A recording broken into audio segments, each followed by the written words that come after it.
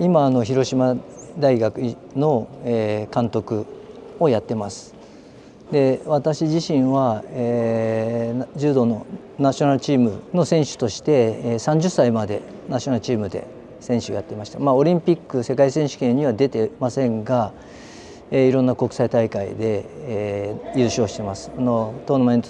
パリでも優勝しました一度。で現役を終えてシドニーオリンピックの時から全日本の女子のシニアのコーチをシドニー、アテネとやりました。で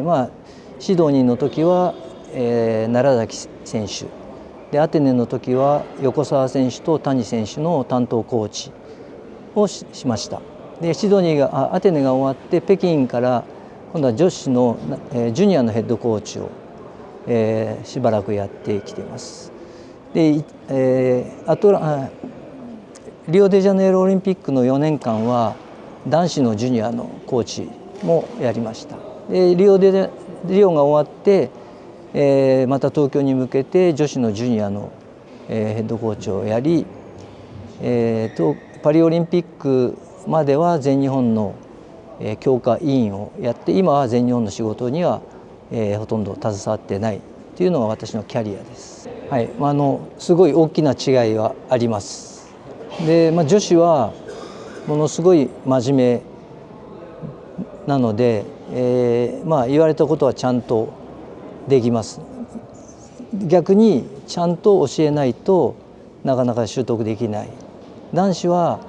女子ほど真面目じゃないっていうか、女子ほど教える必要もないし、逆に教えすぎると自分で工夫できなくなるので、女子はしっかり教えなきゃいけない。男子は、自分らが工夫してできるような、状況を作ってあげなきゃいけないっていうのが女子と男子の違いなのかなというふうには思います。プレッシャーというよりも、自分らがいかに強くなるかということを追求していく結果が世界に勝つという結果になるので、世界に勝つためにではなく、自分らのスキルをいかに上げていくかということを考えているというふうに私は思っています。秘密はないです。ただ歴史があるから、もしかしたらその DNA レベルで、柔道が日本人に向いている競技なんだというふうに私は思いますが、あとはやっぱりその勤勉さ、真面目さと、あと日本人のそのいわゆる職人的な気質、技術とかを追求していこうというふうな、多分そういう、気質って分かりますけどが、日本人と柔道が合ってることだと思いますし、だから日本で柔道っていうものが生まれたんじゃないかなと思います。私がコーチの時も海外に試合とか遠征、合宿にも行ってました。ただ目的はやっぱり外国人の海外の柔道に慣れること、経験することで、言い方悪いんですけれども、海外から学ぶっていうよりも、慣れるで慣れる、でやっぱり柔道はやっぱり日本がリード、技術に関しては日本がリードしていくっていうふうな、ある意味自負って分かりますかね、があって、それが自信につながってたんですけれども、今逆に海外から学ぼうっていう、学ぶことはいいんですけれども、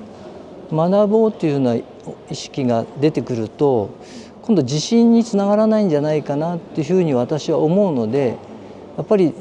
日本の柔道が一番正しい柔道で、一番技術的に優れた柔道だっていうことをやっぱり自信を持たなきゃいけないし、その自信を持つために練習を積み重ねていくっていうのが今までの日本の強さだったと思うんですよね。そこがちょっとずつ変わってきてるっていうことに私はちょっと不安を感じるし、それはもしかしたらルールの変化なのかもしれないんですけれども、ちょっと長いですけど、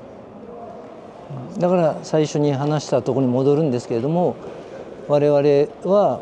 その勝つための柔道じゃなくて、世界にちゃんと誇れるような柔道の技術を高めていくのが日本の柔道のある意味務めっていうか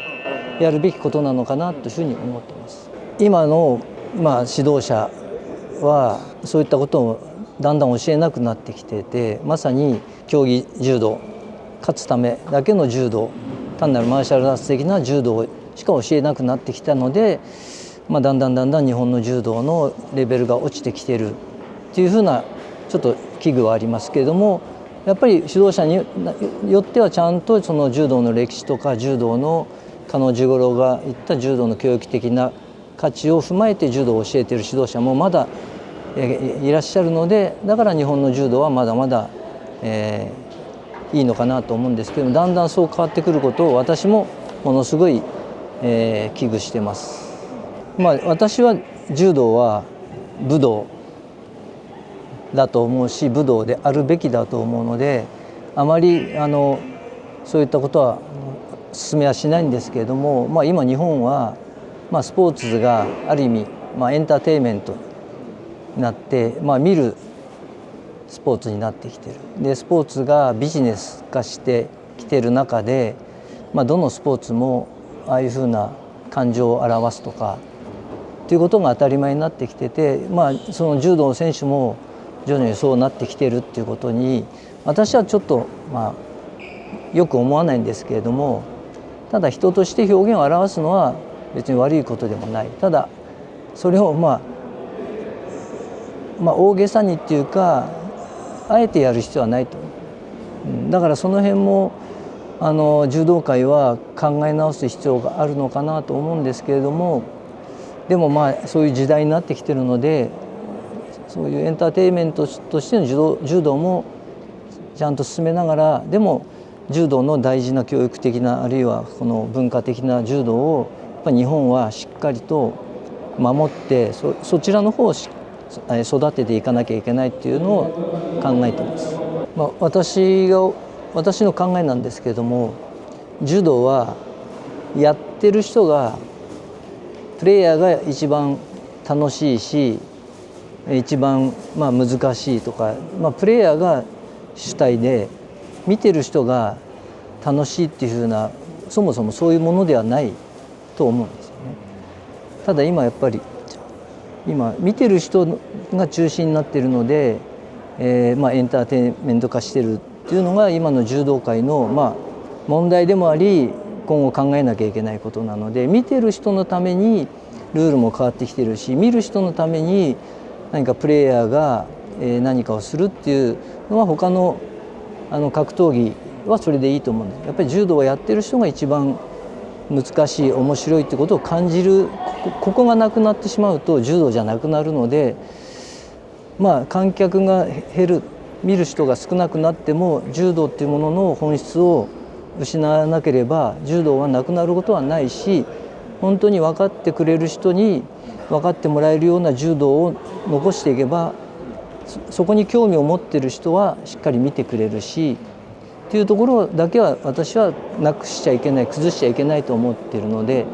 見せるための柔道になってしまうと本当に柔道っていうものは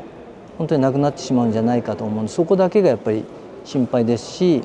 それを守っていかなきゃいけないっていう思いで普段も柔道を教えているっていうのは私の柔道観です。引退した選手っていうよりもやっぱり加納治五郎ですね、ワンパース。で外国、私例えばパトリック・ルーの仲いいですし、彼と同世代なんで、やっぱり彼らのようなその柔道の考え方はものすごい尊敬できますね。はい。ありがとうございます。はい。You want me to translate this one? I understood. Oh, okay. All right, good. And Patrick Crew was my teacher. Your really? teacher? Yes. My friend. Long time ago. Ah. Like, not teacher, but during training camps, Ah, he was the sensei.